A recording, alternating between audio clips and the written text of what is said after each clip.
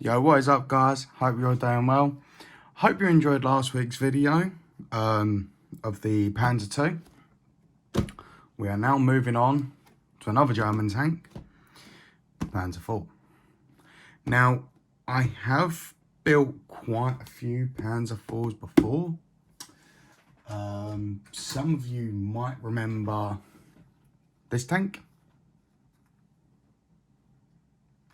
that I've shown a couple of times.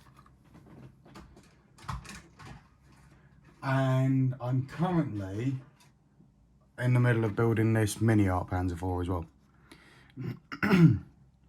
Which, not beginner friendly. If you want me to explain it in more detail about this, comment down below and I will happily. So, anyway, Panzer IV USF. So I will be honest, I don't really know much about the Panzer IVs, other than there was a fair few of them that were made. Oh, they were used up, of course, yeah. North Africa, Russia, pretty much everywhere everything else got used, more or less. Don't take that serious. I mean, please. I mean, I've built, like I said, I've built a few Panzer IVs, only a couple. This is the Zvezda one. And I've only built one Zvezda model before, which was a Ferdinand tank, which is basically the prototype lower hull from the Porsche Tiger one with a tank destroyer put on top of it. In simple terms. Okay, so we open up at the box and we are instantly greeted by decals and clear parts.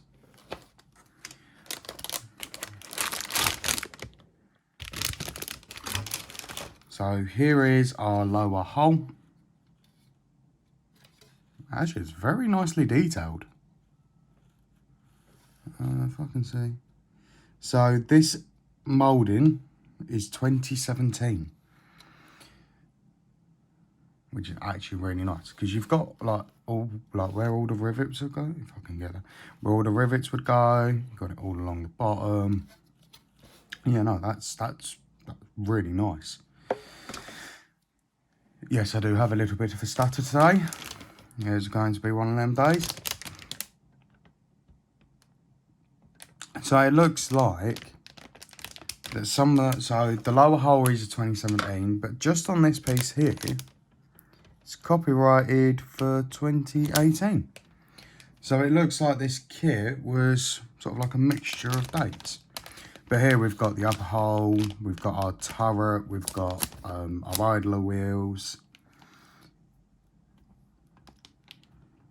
We've got our armour, got our side armour, or the side armour of the upper hull. Nice. And then we've got our tow ropes. We've got our inner of the gun mantlet. We've got where our sprockets were attached to, which our gearbox covers. Hatches, and they've got some really lovely detail on them.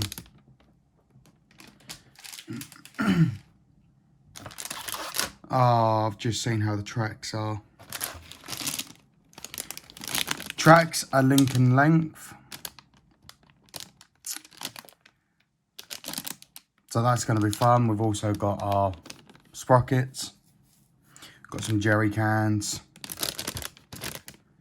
We got our side pieces that go up on the side. Kind of obvious where they go. Oh, it's definitely going to be one of them days.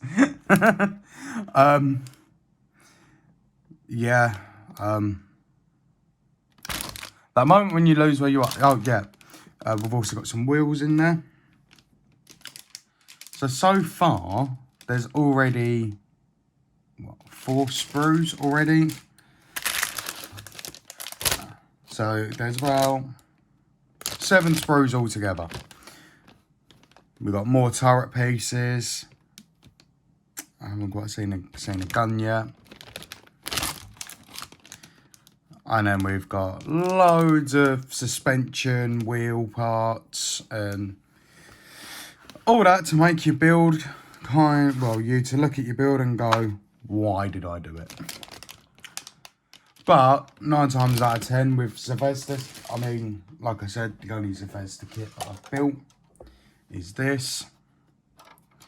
And that didn't actually go all too bad, so who knows, this one might actually go a bit better. I'm not taking them out of the bag because this kit won't get built yet. And with the amount of little parts that's in that bag, I want them to sort of stay in their bag and not get lost. And so I know normally I'd open the bag, show you what's in it. But for the purposes of this one, I'm keeping them in the bags just in case any small parts come off the sprues. Then that way they're in their bag and I know what sprue they would have come from. That's practically it. So we do have 2 markings with this. So we do have the 622, which would have been from the 13th Armoured Division. And these were German grey. And then we have the other Panzer grey, which is the 811 or the 813, I believe.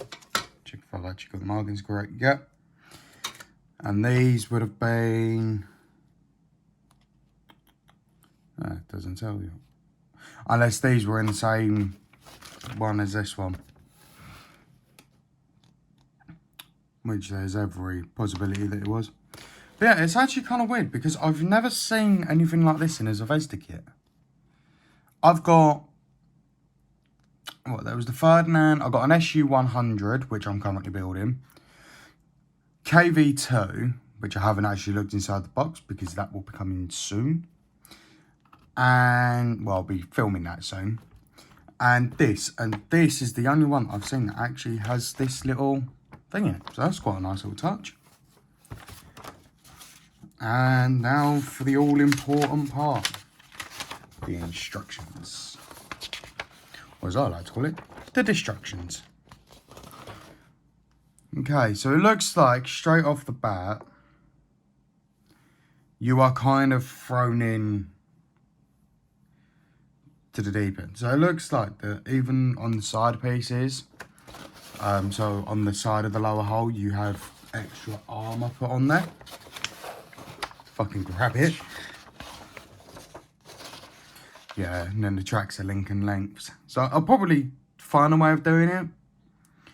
I'll probably build it all up, paint all the lower hull, and then put the tracks on and super glue them on. Because I'm looking at doing stuff slightly different.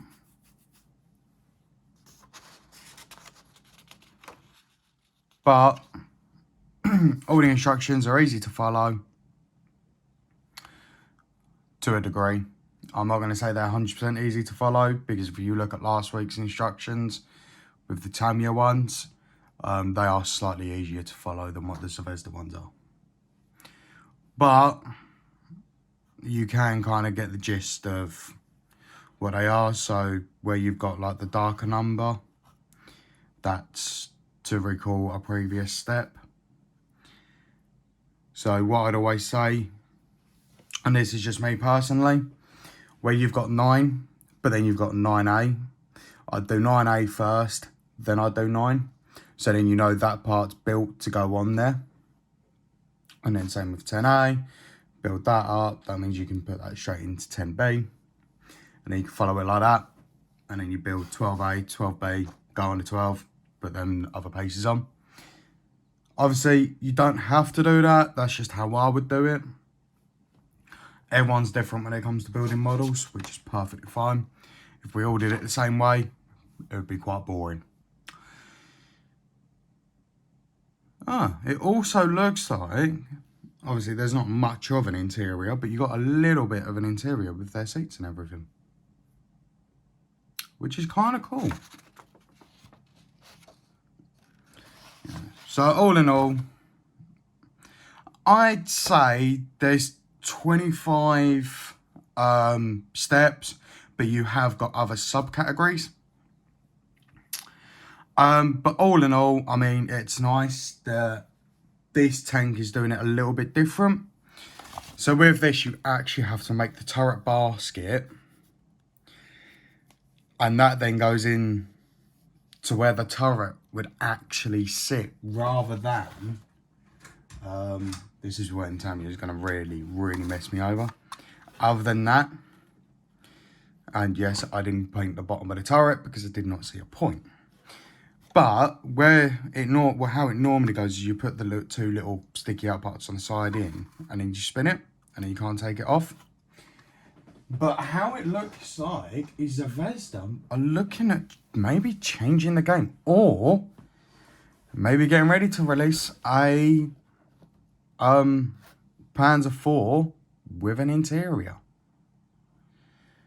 That's the only thing I can think of by adding a turret basket.